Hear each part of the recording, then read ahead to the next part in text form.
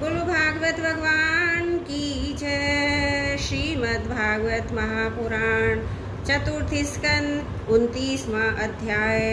पुरंजनोपाख्यान का तात्पर्य।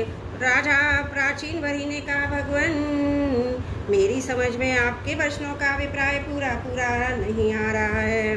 विवेकी पुरुष ही इनका तात्पर्य समझ सकते हैं, हम कर्म मोहित जीव नहीं। श्री नारद जी ने कहा, राजन पुरंजन नगर का निर्माता जीव है, जो अपने लिए 1, 2, 3, 4 अथवा बहुत पैरों वाला या बिना पैरों का शरीर रूप पूर्व तैयार कर लेता है। उस जीव का सखा जो अभिज्ञात नाम से कहा गया है वह ईश्वर है, क्योंकि किसी भी प्रकार के नाम गुण अथवा कर्मों से जीवों को उसका पता नहीं चलता।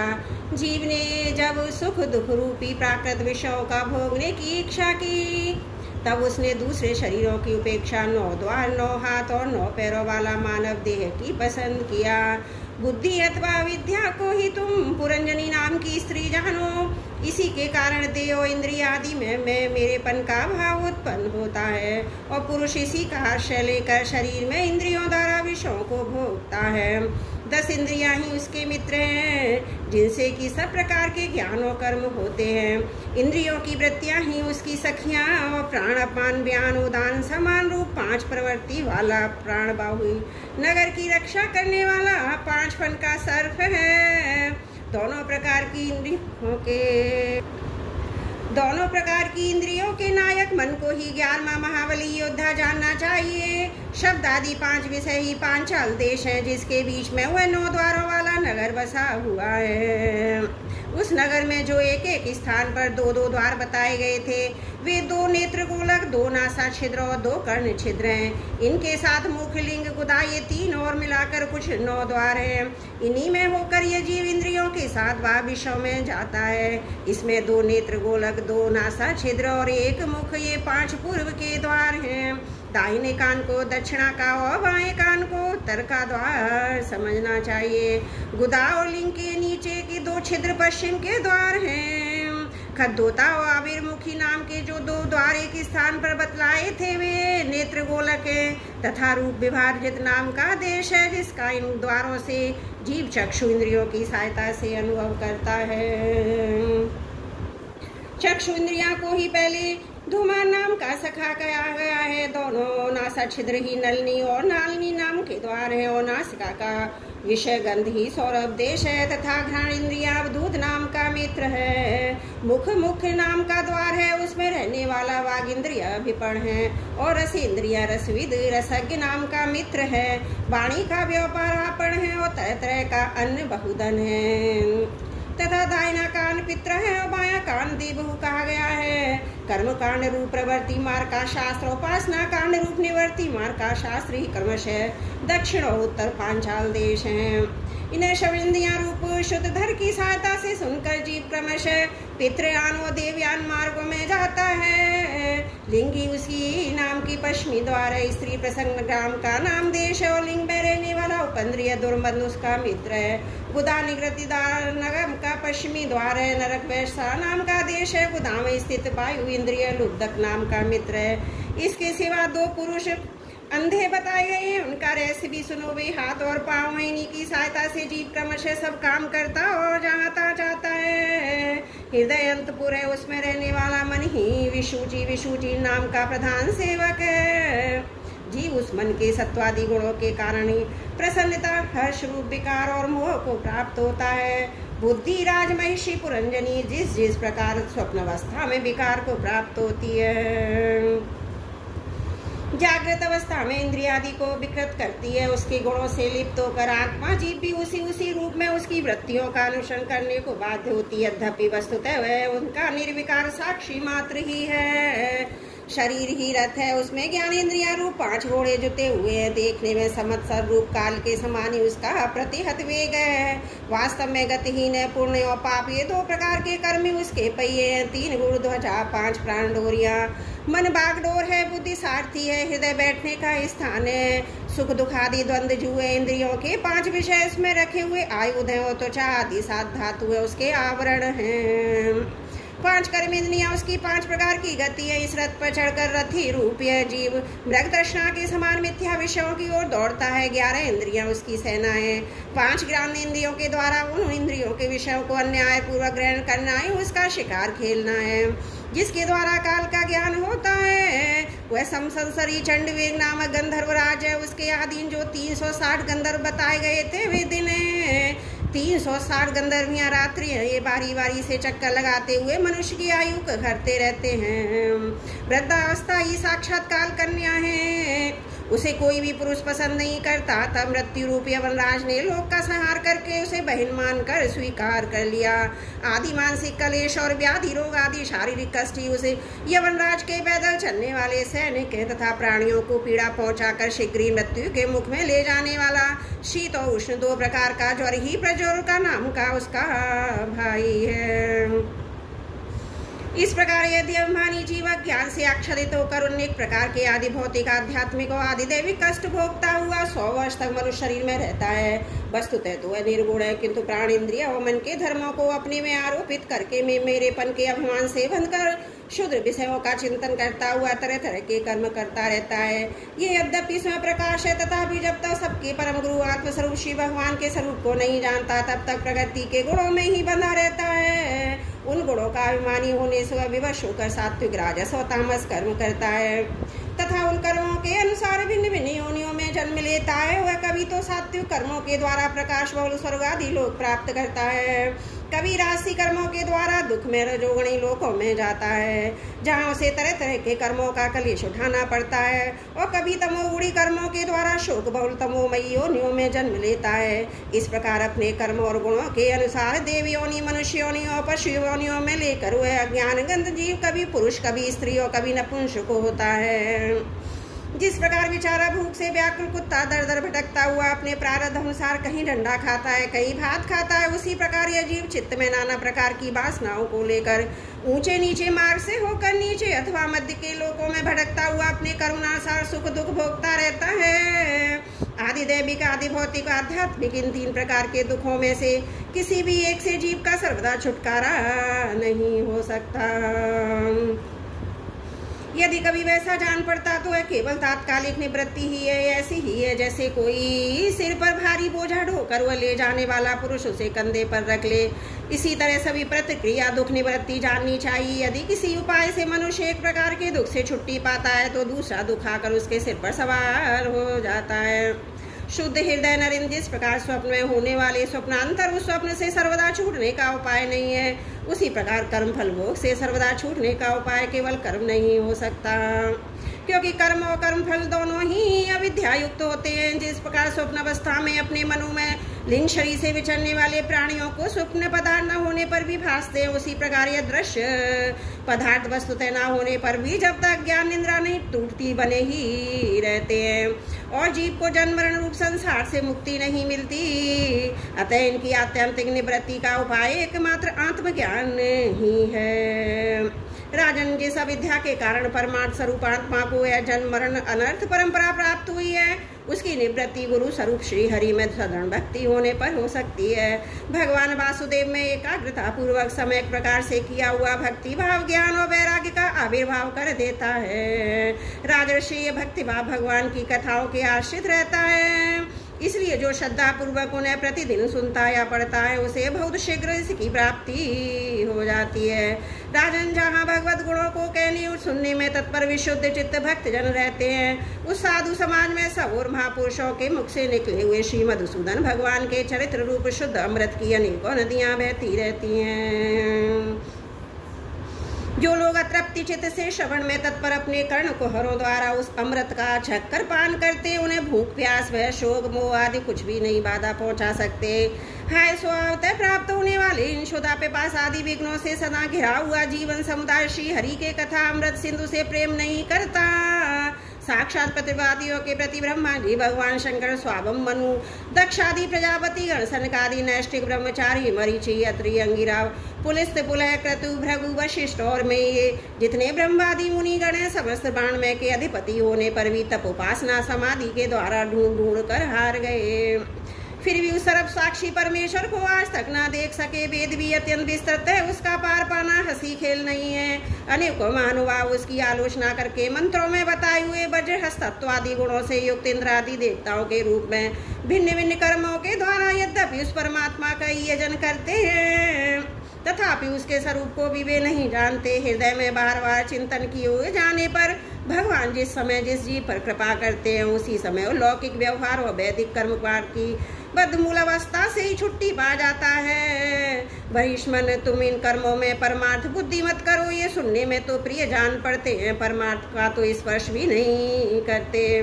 ये जो परमार्थवत दिख पड़ते हैं उसमें केवल अज्ञान ही कारण है। जो मलिन मति कर्मवादी लोग वेद को कर्म पूर्वक बताते हैं, वे वास्तव में उसका मर्म नहीं जानते।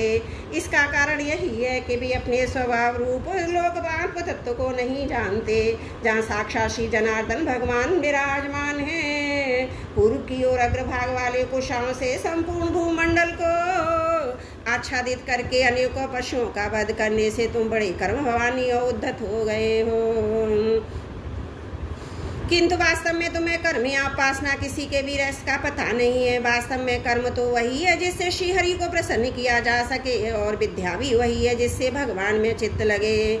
श्रीहरि संपूर्ण देहधारियों के आत्मा नियामक और स्वतंत्र कारण है, अतः उनके चरण तल ही मनुष्य को एकमात्र आश्रय है। उन्हीं से संसार में सबका कल्याण हो सकता है। जिससे किसी को अणुमात्र भी भय नहीं होता, वही उसका प्रियतम आत्मा है। ऐसा तो पुरुष जानता है, वही ज्ञानी है, और जो ज्ञानी है वही गुरु और साक्षात श्री हरि है। श्री नारद जी कहते हैं, पुरुष श्रेष्ठ, यहाँ तक जो कुछ कहा गया है उससे तुम्हारे प्रश्न का उत्तर हो गया। अब मैं एक भली भांति निश्चित किया हुआ गुप्त साधन बताता हूँ, ध्यान देकर सुनो। पुष्प वाटिका में अपनी हिरनी के साथ विहार करता हुआ एक हिरन मस्त घूम रहा है। वह दूब आदि छोटे छोटे अंकुरों को चल रहा है। उसके कान भ्रमर के मंदुर गंजार में लगे रहे हैं। उसके सामने ही दूसरे जीवों को मारकर अपना पेट पालने वाले भेड़िया ताक खड़े हुए हैं। पीछे से शिकारी व्यान ने बींदने के लिए उस पर बाण छोड़ दिया है, परंतु हरिण इतना बेशुद्ध है कि इसे उसका कुछ पता नहीं। एक बार इस हरिण की दशा पर विचार करो। राजन, इस रूप का आशय सुनो, ये मृत प्राय हिरन तुम ही हो। तुम अपनी दशा पर विचार करो। पुष्पों की तरह स्त्रियां केवल देखने में सुंदर, इन स्त्रियों के रहने का घर ही पुष्प वाटिका है। इसमें रहकर तुम पुष्पों के मधुगंध के समान शूद्र सकाम कर्मों के फल रूप जीव और जनेंद्रियों को प्रिय लगने वाले भोजन तथा स्त्री संग आदि कुछ भोगों को ढूंढ रहे हो। स्त्रियों से घिरे हुए रहते हो। अपने मन को तुमने उन्हीं में फंसा रखा है। स्त्री पुत्रों का मधुर भाषण ही भोरों का मधुर गुंजार है। तुम्हारे कान उसी में अत्यंत आसक्त हो रहे हैं। सामने ही भेड़िया के झुंड समान काल के अंश दिन और रात तुम्हारी आयु को हर रहे हैं, परंतु तुम इनकी कुछ भी परवाह न कर गृहस्थी के सुखों में मस्त हो रहे हो। तुम्हारे पीछे गुपचुप लगा हुआ शिकारी काल अपने छिपे हुए बाण से तुम्हारे हृदय को दूर से ही भींद डालता है। इस प्रकार अपने को मृग की सी स्थिति में देखकर तुम अपने चित्त को हृदय के भीतर निरुद्ध करो। नदी की भांति प्रवाहित होने वाली श्रवणेंद्रियों की भाववृत्ति को चित्त में स्थापित करो, अंतर्मुखी करो। जहाँ कामी पुरुषों की चर्चा होती रहती है, उस गृहस्थाश्रम को छोड़कर परमहंसों के आश्रय श्री हरि को प्रसन्न करो। क्रमशः सभी विषयों से विरत हो जाओ। राजा प्राचीन वरी ने कहा, भगवान, आपने कृपा करके मुझे जो उपदेश दिया उसे मैंने सुना, उस पर विशेष रूप से विचार भी किया। मुझे कर्म का उपदेश देने वाले इन आचार्यों का निश्चय इसका ज्ञान नहीं है। यदि ये सब विषय को जानते तो मुझे इसका उपदेश क्यों न करते। विप्रवर, मेरे उपाध्यायों से आत्म तत्व के विषय में मेरे हृदय में जो महान संशय खड़ा दिया उसे आपने पूरी तरह से काट दिया। इस विषय में इंद्रियों की गति न होने के कारण मंत्र दृष्टा ऋषियों को भी मोह हो जाता है। वेदवादियों का कथन है, जगह जगह सुना जाता है कि पुरुष इस लोक में जिसके द्वारा कर्म करता है उस स्थिर शरीर को यहीं छोड़कर परलोक में कर्मों से बने हुए दूसरे देश से उनका फल भोगता है। किंतु ये बात कैसे हो सकती है, क्योंकि उन कर्मों का करता स्थूल शरीर तो यही नष्ट हो जाता है। इसके सिवा जो कर्म यहाँ किए जाते हैं वे तो दूसरे ही क्षण में अदृश्य हो जाते हैं। वे परलोक में फल देने के लिए किस प्रकार पुनः प्रकट हो सकते हैं। श्री नारद जी ने कहा, राजन, स्थूल शरीर तो लिंग शरीर के अधीन है, अतः कर्मों का उत्तरदायित्व उसी पर है। जिस मन प्रधान लिंग शरीर की सहायता से मनुष्य कर्म करता है वह तो मरने के बाद भी उसके साथ रहता ही है, अतः परलोक में उपलक्ष्य से रोजी के द्वारा उनका फल भोगता है। स्वप्न अवस्था में मनुष्य इस जीवित शरीर का अभिमान तो छोड़ देता है, किंतु इसी के समान अथवा इससे भिन्न प्रकार के पशु पक्षी आदि शरीर से वह मन में संस्कार रूप से स्थित कर्मों का फल भोगता रहता है। इस मन के द्वारा जीव जिन स्त्री पुत्र आदि को ये मेरे हैं, देहादि को ये मैं हूँ ऐसा कहकर मानता है, उनके किए हुए पाप पुण्यादिक रूप कर्मों को भी अपने ऊपर ले लेता है और उसी कारण से व्यर्थ ही फिर जन्म लेना पड़ता है। जिस प्रकार ज्ञान इंद्रियां कर्मेंद्रियां दोनों की चेष्टाओं से उनके प्रेरक चित्त का अनुमान किया जाता है, उसी प्रकार चित्त की भिन्न भिन्न प्रकार की वृत्तियां पूर्व जन्मों के कर्मों का भी अनुमान होता है। अतः कर्म अदृष्ट रूप से फल देने के लिए कालांतर में मौजूद रहते हैं। कभी कभी देखा जाता है कि जिस वस्तु का इस शरीर से कभी अनुभव नहीं किया, उसे न कभी देखा न कभी सुना, उसका स्वप्न में कभी जैसी होती है वैसा अनुभव हो जाता है। राजन, तुम निश्चय मानो कि लिंग देह के अभिमानी जीव को उसका अनुभव पूर्व जन्म में हो चुका है, क्योंकि जो वस्तु पहले अनुभव की गई नहीं होती उसकी मन में वासना भी नहीं हो सकती। राजन, तुम्हारा कल्याण हो, मन ही मनुष्य के पूर्व जन्मों का भावी शरीर आदि को भी बता देता है, जिनका भावी जन्म होने वाला नहीं होता। उन तत्ववेताओं की विधेय मुक्ति का पता भी उसके मन में ही लग जाता है। कभी कभी स्वप्न में देश काल अथवा क्रिया संबंधी ऐसी बातें भी देखी जाती हैं जो पहले कभी देखी सुनी नहीं गई, जैसे पर्वत की चोटी पर समुद्र दिन में तारे अथवा अपना सिर कटा दिखाई देना इत्यादि। इनके दिखने में निंद्रा दोष को ही कारण मानना चाहिए। मन के सामने इंद्रियों से अनुभव होने वाले पदार्थ ही भोग रूप में बार बार आते हैं, भोग समाप्त होने पर चले जाते हैं। ऐसा कोई पदार्थ नहीं आता जिसका कर्म इंद्रियों से अनुभव हो सके। इसका कारण यही कि सब जीव मन सहित है। साधारणतया तो सब पदार्थों का क्रमशः ही भान होता है, किंतु यदि किसी समय भगवत चिंतन में लगा हुआ मन विशुद्ध सत्व में स्थित हो जाए तो उसमें भगवान का संसर्ग होने से एक साथ समस्त विश्व का भी भान हो सकता है। जैसे राहु दृष्टि का विषय न होने पर प्रकाशात्मक चंद्रमा के संसर्ग से दिखने लगता है। राजन, जब तक गुणों का परिणाम एवं बुद्धि मन इंद्रिय और शब्द आदि विषयों का संघात अनादि लिंग देह बना हुआ है, तब तक जीव के अंदर स्थूल देह के प्रति मैं मेरापन इस प्रकार का भाव अभाव नहीं हो सकता। सुषुप्ति, मूर्छा, अत्यंत दुख और मृत्यु, तीव्र ज्वर आदि के समय भी इंद्रियों की व्याकुलता के कारण मैं और मेरेपन की स्पष्ट प्रतीति नहीं होती, किंतु उस समय भी उनका अभिमान तो बना ही रहता है। जिस प्रकार अमावस्या की रात्रि में चंद्रमा रहते हुए भी दिखाई नहीं देता, उसी प्रकार युवावस्था में स्पष्ट प्रतीत होने पर एक दश इंद्रिया विशिष्ट लिंग शरीर गर्भावस्था और बाल्यावस्था रहते हुए भी इंद्रियों का पूर्ण विकास न होने के कारण प्रतीत नहीं होता।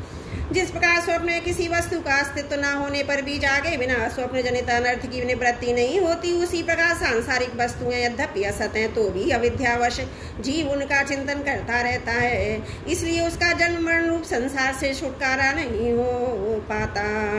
इस प्रकार पंचतन मात्राओं से बना हुआ ये 16 तत्वों के रूप में विकसित यह त्रिगुणमय संघाती लिंग शरीर है। ये चेतना शक्ति से युक्त होकर जीव कहा जाता है। इसी के द्वारा पुरुष भिन्न भिन्न देहों को ग्रहण करता और त्यागता है तथा इसी से उसे हर्ष, शोक, भय, दुख और सुख आदि का अनुभव होता है। जिस प्रकार जीव जब तक दूसरों को नहीं पकड़ लेती तब तक पहले नहीं छोड़ती, उसी प्रकार जीव मरण काल उपस्थित होने पर भी जब तक देह अवलंबक कर्मों की समाप्ति होने पर दूसरा शरीर प्राप्त नहीं कर लेता तब तक पहले शरीर की अभिमान को नहीं छोड़ता। राजन, ये मन प्रधान लिंग शरीर ही जीव के जन्मादि का कारण है। जीव जब इंद्रिय जनित भोगों को चिंतन करते हुए बार बार उन्हीं के लिए कर्म करता है, तब उन कर्मों के रहते अविद्यावश देहादि के कर्मों में बन जाता है। अतः उस कर्म बंधन से छुटकारा पाने के लिए संपूर्ण विश्व को भगवत रूप देखते हुए सब प्रकार श्री हरि का भजन करो। उन्हीं से विश्व की उत्पत्ति स्थिति होती है तथा उन्हीं में लय होता है। श्री मैत्रेय जी कहते हैं, विदुर जी भक्त शेष श्री नारद जी ने राजा वह चिन्मयी को जीव और ईश्वर के स्वरूप का दिग्दर्शन कराया। फिर वे उनसे विदा लेकर सिद्ध लोक को चले गए। तब राजऋषि प्राचीन वरी और प्रजा पालन का भार अपने पुत्रों को सौंप कर तपस्या करने के लिए कपिल आश्रम को चले गए। वहाँ उन वीरवन ने समस्त विषयों की आसक्ति छोड़कर एकाग्र मन से भक्ति भक्ति पूर्वक श्री हरि के चरण कमलों का चिंतन करते हुए सारूप्य पद प्राप्त किया।